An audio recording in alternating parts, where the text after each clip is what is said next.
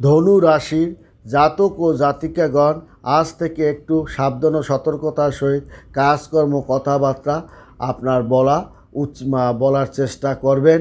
কারণ ধনু রাশির জাতক ও জাতিকাগণ সমাধানের চিন্তা করে এবং তারা নিজের জন্যই তারা বারবার সমস্যার মধ্যে পড়ে যায়।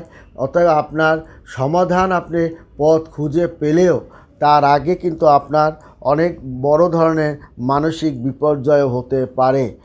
ধনুরাশির জাতক জাতিকাগণ অসাবধানতা এড়িয়ে চলুন এবং হুটহাট কাজকর্ম থেকে বিরত থাকুন এবং আপনার কথাবার্তা আপনি সংযম নিজেকে সংযম রাখার চেষ্টা করুন।